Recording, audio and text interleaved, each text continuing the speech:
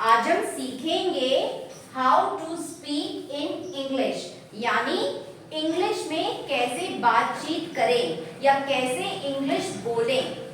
अब सभी बच्चों ने एक चीज नोटिस करी होगी, बहुत सारे बच्चे इंग्लिश को लिख लेते हैं, किताब पढ़ भी लेते हैं, लेकिन जब बातचीत करने की बारी आती है तब वो अपनी बात को इंग्लिश में नहीं रख पाते हैं। तो ये जो दिक्कत है ये बच्चों के साथ नहीं है, बहुत से बड़े लोग भी ऐसे हैं जिनके साथ ये प्रॉब्लम है कि वो अपनी बात को इंग्लिश में कह ही नहीं पाते। यहाँ पे ये नहीं हो रहा है कि आप इंग्लिश याद करके सुना दो, यहाँ पे ये बात हो रही है कि जो भी हम बातचीत कर रहे हैं, जो हमारे दिमाग में चीजें चल रही हैं, उसी को हम इंग्लिश में दूसरे के सामने रख सके। आया सबको समझ में? तो आज हम इस टॉपिक पे बात करेंगे कि हम लोग इंग्लिश कैसे बोलना सीखें, कैसे हम इसे सीख सकते हैं। अब देखिए ग्रीन बोर्ड पर मैंने कुछ पॉइंट्स लिखे हैं, एक एक करके मैं पॉइंट्स बताती जाऊंगी। अगर आपने इसमें से कुछ पॉइंट्स भी फॉलो अप करे तो आप आसानी से इंग्लिश बोलना सीख पाओगे, ठीक है? और इस बात का ध्यान रखिए, इससे मतलब नहीं कि आप इंग्लिश लिख ले रहे हो या इंग्लिश की बुक पढ़ ले रहे हो या क्वेश्चन आंसर याद कर ले रहे हो, इससे मतलब नहीं है। मतलब इससे है कि हम अपनी बात को इंग्लिश में दूसरे के सामने रख सकें। तो पहला क्या है? Practice active listening. आपको क्या प्रैक्टिस करना है? निरंतर एक्टिव लिसनिंग, यानी कि सुनना, और सुनना भी एक्टिव होना चाहिए। ये नहीं कि आपका ब्रेन कहीं और है, कुछ भी आप कुछ भी सुन रहे हो। तो आप ध्यान से सुनो, और किसको सुनो? जो भी चीजें इंग्लिश से रिलेटेड हो, क्योंकि यहाँ पे हम इंग्लिश की बात कर रहे हैं। तो हमें सबसे पहले क्या करना है? Practice active listening. अगर हमने ध्यान से सुना तो हमें कोई भी चीज आसानी से आएगी, और जब भी हम भाषा की बात करते हैं तो भाषा सीखने की शुरुआत हमेशा सुनने से होती है, चाहे वो हिंदी हो, इंग्लिश हो या फिर कोई और भाषा हो, ठीक है? उसके बाद है दूसरा पॉइंट, ये आसान है, ये आप इंजॉय भी करोगे।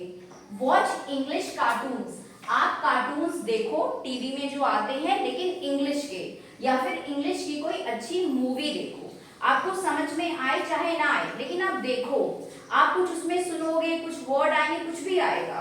आप कोशिश करो, पहले आपको कठिन लगेगा, फिर धीरे धीरे करते ये चीज आसान हो जाएगी, ठीक है? तो दूसरा क्या है? वॉच इंग्लिश कार्टून्स और इंग्लिश मूवीज। फिर तीसरा आता है रीड, किताबें पढ़ो, ठीक है? और जरूरी नहीं है कि खाली बुक पढ़ो, जो आपके कोर्स में हो वही पढ़ो। स्टोरी बुक्स हो गई, न्यूज़पेपर हो गए, जो भी आपको कंटेंट मिले, कहीं पर भी आपको कंटेंट मिले, उसको आप रीड अप करो। सब बच्चों को समझ में आया? ठीक है।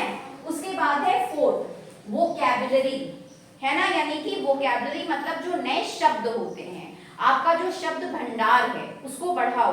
रोज इंग्लिश में कुछ नए शब्द सीखो, 5 शब्द, 6 शब्द, और एक कॉपी बनाओ, ठीक है? उसमें उसको लिखते जाओ, चाहे आप उसकी मीनिंग लिखो, और शब्दों के साथ उसका डिमार्केशन भी करो कि नाउन है, एडजेक्टिव है, वर्ब है, क्या है, क्योंकि शब्दों का डिमार्केशन भी होता है। पार्ट्स ऑफ स्पीच भी लिखो, ठीक है? उसमें आप शब्द का रूप भी चेंज करो, जैसे रन हो गया, रनिंग हो गया, है ना? तो इस तरह से शब्दों का रूप भी करो। तो आप अपना क्या करो? आप अपना शब्द भंडार को बढ़ाओ।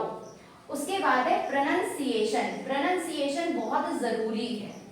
और एक चीज और मैंने देखी यहाँ पे लिखा भी है, vocabulary, note down new words. Note down, नए शब्दों को लिखो, ठीक है?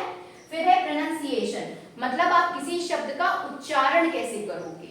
तो उच्चारण सीखना बहुत जरूरी है, और इंग्लिश में ये सबसे इंपॉर्टेंट है प्रोनंसिएशन, क्योंकि बहुत लोग देखो इंग्लिश जो है बोल लेते हैं लेकिन सही से नहीं बोलते, उनका उच्चारण बहुत गलत होता है। तो आप इस चीज का ध्यान रखिए कि जो आपका प्रोनंसिएशन है वो सही हो, और सही उच्चारण आप कहाँ से सीख सकते हो? जो सही इंग्लिश बोल रहा है, जहाँ पे गलत है वहां मत सीखो, ठीक है? तो आप कैसे सीख सकते हो सही उच्चारण? कार्टून से, मूवीज से, है ना? या फिर कोई आप ऑडियो सुन लो, अगर आप फोन का इस्तेमाल करते हो यूट्यूब पे देखो, है ना? इन सब पे आप देख के सीख सकते हो। उसके बाद है स्टार्ट थिंकिंग इन इंग्लिश। ये बहुत जरूरी पॉइंट है। जैसे जब भी हम कोई बात सोचते हैं, जैसे आपके साथ कुछ हो गया, आपने कोई बात सोची, ठीक है, कि मैं यहाँ गया था, ऐसा हुआ, फिर ऐसा हुआ, इस तरह से, तो जो सोचना है उसको इंग्लिश में सोचना शुरू करो, हिंदी में नहीं। आप देखो दिमाग में इस बात पे ध्यान दो, जब भी आप दिमाग में सोचते हो हमेशा हिंदी में आप सोचते हो, है ना, तो आप हिंदी बोलते भी हो, लेकिन जिस दिन आप इंग्लिश में सोचना शुरू कर दोगे उस दिन से आप इंग्लिश एकदम फ्लुएंटली बोलना शुरू कर दोगे बिना रुकावट के। तो ये पॉइंट बहुत जरूरी है, सोचना इंग्लिश में शुरू करो अगर आपको इंग्लिश बोलनी है तो जिन बच्चों को इंग्लिश बोलना सीखना है, ठीक है, तो वो इंग्लिश में सोचना शुरू करें, छोटे छोटे वाक्य, है ना। पहले आपको दिक्कत आएगी, फिर करते करते आप खुद ही इंग्लिश में सोचोगे। कई बार ऐसा होता है जो लोग इंग्लिश बोलते हैं उनको सपने भी इंग्लिश में आते हैं। हम बाहर की कंट्री की बात नहीं कर रहे हैं, इंडिया की ही बात कर रहे हैं। जो लोग जैसे इंडिया में रहते ज्यादा इंग्लिश बोलते हैं उनको सपने भी इंग्लिश में ही आते हैं, कोई इंग्लिश में बातचीत करे थे, ऐसा हुआ, ये सारी चीजें, ठीक है। तो आप इंग्लिश में सोचना शुरू करो। उसके बाद है डेली प्रैक्टिस, और प्रतिदिन इसका अभ्यास करो बोलने का। ये नहीं कि एक दिन करा फिर छोड़ दिया, थोड़ा थोड़ा करो, हर दिन करो, डेली प्रैक्टिस करो, ठीक है। और फिर लास्ट पॉइंट क्या है, 2 पॉइंट्स और है, राइटिंग योर थॉट्स, और जो आपने सोचा उसको लिखो।